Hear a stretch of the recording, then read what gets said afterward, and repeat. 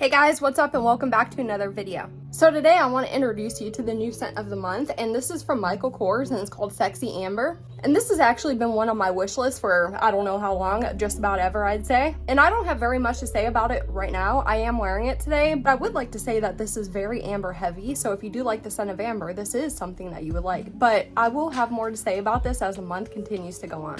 If you are new to my channel, then welcome. My name's Melissa. I have a very giant rock collection. And around here we do all types of beauty content. I make a video twice a week and you'll never know what you're gonna find on my channel. Actually, except on Mondays. On Mondays we kind of do a routine video. We do a palette of the week tutorial and review. And for this week, we're gonna focus on the Jackie Aina palette by ABH. I know this is kind of an older palette, but I've had it in my collection. I've never really thoroughly explored it, so I thought this weekend was a good time to get into it, and here we are. So here's the inside color story, and I thought this was very royal, sultry toned. So the game plan is to first do the tutorial with this, and then the second part of this video is going to be the in-depth review. So if you're more interested in my personal experience with this, or if you want to hear a more in-depth perspective, then be sure to stick around for the second part of this video. And also, I did want to say happy 4th of July. Let me know if you guys are doing anything fun or fancy down in the comment section below. I don't know what we're doing yet. It's only about 1 o'clock in the afternoon, and we have all night to hang out and party. So without further ado, let's get right on into the tutorial. Hey guys, welcome to the tutorial and a very up-close version of me. And the first thing we're going to do is prep our eye area. So I'm going to do 3 things. I'm going to go ahead and moisturize my eye, I'm going to tightline my eye, and I'm going to prime my eye. And furthermore, any tools or products used in specific will be linked down below, so if you're curious about anything, just be sure to check there. So I'm just going to put a little moisturizer around my eye area. And then I'm going to go ahead and tightline with a dark green eyeliner. And then I'm priming with this eyeshadow primer potion that I've been testing out, and it's from Urban Decay. So the look that we're going to be creating today is a very soft halo eye. So in my opinion, when I speak of softly, I mean slight shimmer, not very constructed borders, and very diffused edges. So that's our goal in this eye look. So the first 2 shades that we're going to mix together are called Ginger and Soleil, and one's a pretty intense shimmer and one's a matte. So we're going to get a very slight shimmer just right above our crease. So I just like to start in the middle, and I'm just aiming this right above my natural crease, and I'm just bringing this out to my outer corner and going into the inner corner.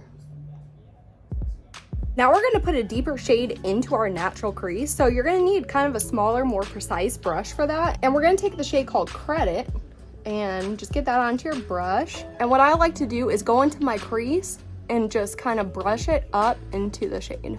And of course, I go all the way around. And then you're going to want to blend that so it doesn't have such a defined edge. Now I'm still staying with that small precision brush, and I'm going into shade Supreme. Now you gotta be careful with this part because this shade is intensely pigmented, more so than I thought it was gonna be when I initially applied it. And I'm just gonna apply this around the entire outline of the shape, very lightly though. The best way I found to do this is just to pinpoint dab your brush onto the area.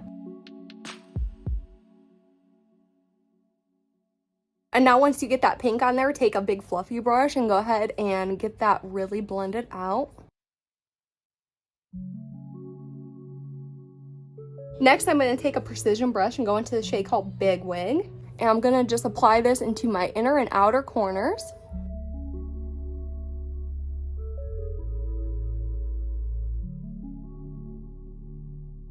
Then right after that, I'm taking the bright sparkly purple called Chookington and applying that right on top of this matte purple.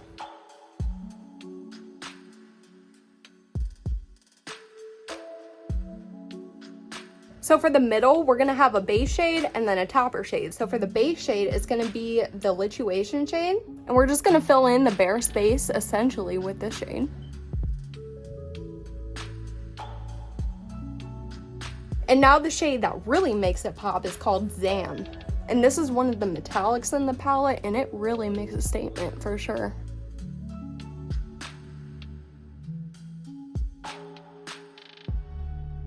So there's the top to our sultry soft halo eye. Now we're going to work on the lower lash line, but first we got to do the waterline. But before anything, since this is an ABH palette, naturally you got to wipe off all your fallout. So my waterline is going to be a little bit different today. I'm going to go in with 2 liners. So the first liner is that dark green that I tight lined with.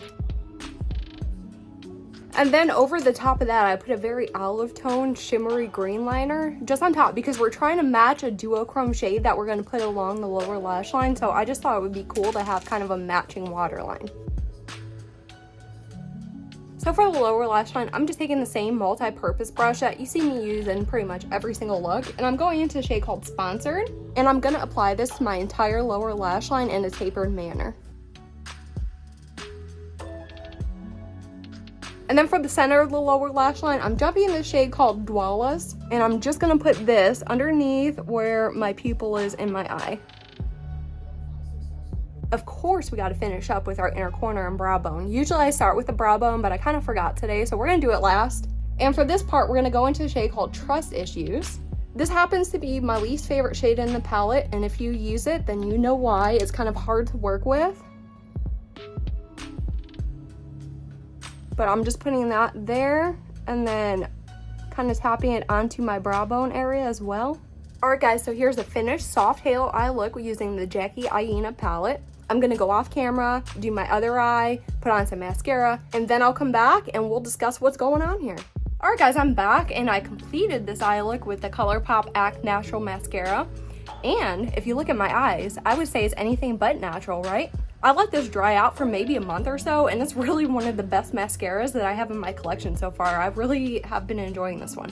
But let's talk about this eye look. Now, if you ask me, I would tell you that I don't really prefer this eye look that I've done. I like the style of it, but this color combination just doesn't really speak to me. I enjoyed the performance of everything. I think it applied very nicely. But as far as creating this specific eye look on a consistent basis, I probably wouldn't do that. Let me know what you guys think about this eye look down in the comment section. I don't have much more to say about the eye look, so let's just get right on into the review. Hey guys, thanks for joining me for the in-depth review of this portion. Today we're going to be reviewing the ABA's Jackie Aina palette. And of course, this is what I am wearing on my eyes today. So the first thing I always like to talk about is the palette packaging. I don't know about you, but for me, the packaging is a giant step in the right direction. And for this one, I don't think I've seen a palette packaged more beautifully than this. It's covered in iridescent faux alligator skin and it's textured. And on the back side, you have all your pertinent palette information. And when you open it up, you do have access to a nice mid-sized mirror inside. So inside, looking at the color story, you're getting 14 different shades. And each one in here weighs 0.7 grams. So comparing that to the average amount per pan, you're getting a pretty small amount of product in here. You'll also notice this little slot right here because this palette comes with a brush. I just don't have it on my person today. This palette also consists of eyeshadows and pressed pigments, so if you're sensitive to pressed pigments, you might want to be mindful of that. And inside this range, you're getting 4 different formulas. You're going to get 5 mattes, 1 sequin shade, 5 shimmers, and 3 metallics.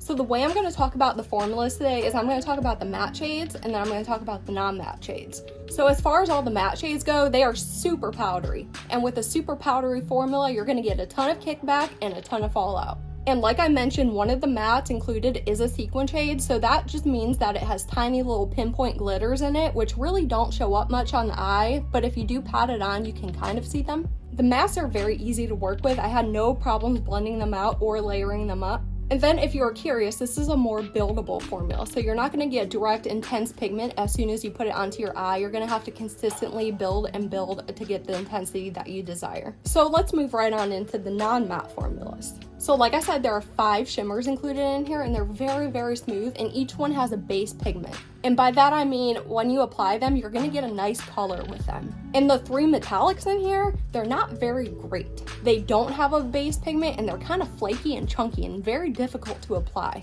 I do recommend using a glitter glue if you use any of the metallics because when I applied them without one, they kind of just fell right off of my eye. All of the non-mattes included have kind of a thick silicone feeling to them. And between the shimmers and metallics, I attempted all application methods. I used my finger, a dry brush, and a damp brush, and both of the formulas applied the best with my finger. So let's move right along into the routine data check. This palette is not clarified as being any type of clean formula. This is cruelty-free. This palette is not vegan, and it does have an 18-month expiration date, and it's located on the back of the palette itself. So quickly, I'm going to throw up a picture of some swatches I took from this palette so you can see how every shade looks swatched out.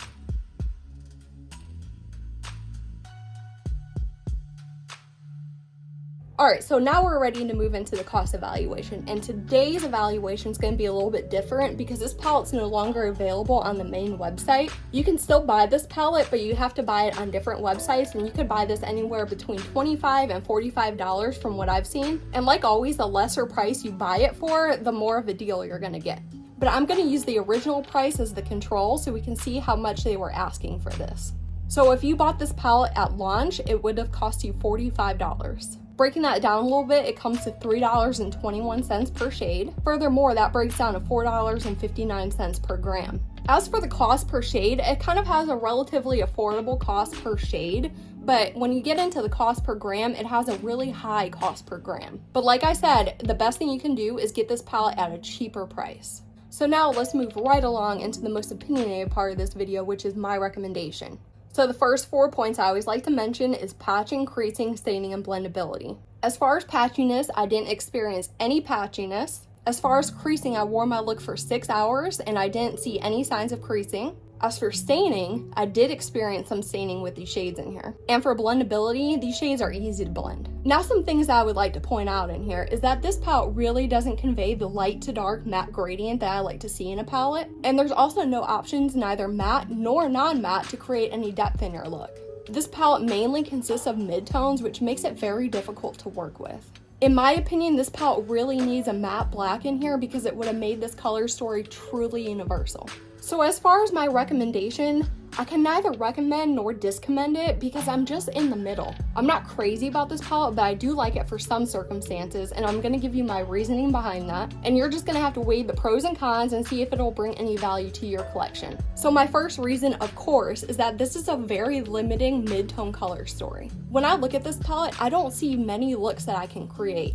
There's a nice range of shades in here, but they're not versatile. And I also foresee a lot of people experiencing the same problem with this palette. My second reason is a good one. I found that this palette was very, very easy to blend and work with. I love palettes that work in your favor, and this is definitely one that does. Although the color story may be limiting, the actual formula is superb. And my last reason is that I find this palette to be really great for the circumstance of creating 1 to 2 shade basic eye looks. So say you wanted to create a purple eye look, you can put this purple into your crease and then put this onto your lid, and then you're done. Or if you wanted to play with the neutrals, then you're done. You can't really do any kind of fancy extreme eye looks with this because the lightness and the depth just doesn't exist in it. So guys, that's all I have for today's video. I hope you enjoyed it and found it helpful. And if you did, please give me a giant thumbs up. And if you didn't, please give me a thumbs down. And until next time, bye.